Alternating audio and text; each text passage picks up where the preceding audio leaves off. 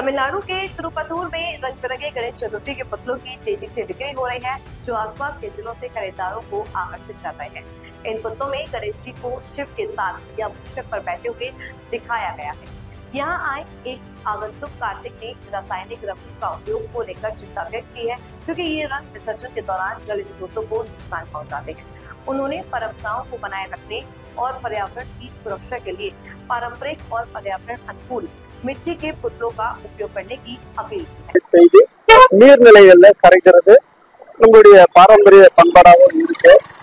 இது மாதிரி வண்ண வண்ண விநாயகர் சிலைகளை பார்க்கும்போது கண்களுக்கு கவர்ச்சியாக இருக்கிறது. இருந்தாலும் ஆபத்து நிறைந்த கெமிக்கல்கள் கலந்த விநாயகர் சிலைகளை நீர்நிலையில் கரைப்பது சாத்தியமில்லாத ஒன்று.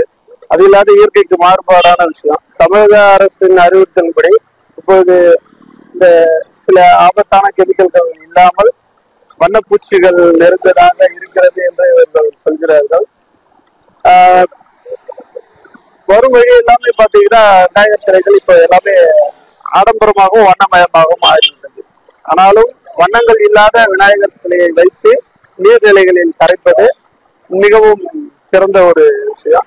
அந்த இளநிலையில் விநாயகர்களை வாங்கி வைத்து தொடர்ந்து ஒரு 3 நாள் நம்முடைய வேண்டுதல்கள் பூஜைகள் எல்லாம் செய்து 3வது நாள் நீர்நிலைகளில் கரைப்பது ஒரு பாரம்பரியமான ஒரு விஷயம். இதன் பிறகு வரும் பருவமழை காலங்களில் மழை நீர் பூமியில் கீழே செல்லாத அளவு இந்த களிமண் படர்ந்து நீர் மேலாண்மைக்காக நம் முன்னோர்கள் முன்பு வைத்த வழிபாடு செய்து நீர்நிலைகள்ல கரைக்கிறது நம்மளுடைய பாரம்பரிய பண்பாடாகவும் இருக்கு. இது மாதிரி வண்ண வண்ண விநாயகர் சிலைகளை பார்க்கும்போது கண்களுக்கு கவர்ச்சியாக இருக்கிறது.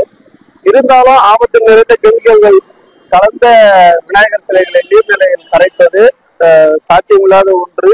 அது இல்லாத இயற்கைக்கு மாறுபாடான விஷயம். தமிழக அரசின் அறிவுறுத்தலின்படி இப்போது இந்த சில ஆபத்தான கெமிக்கல்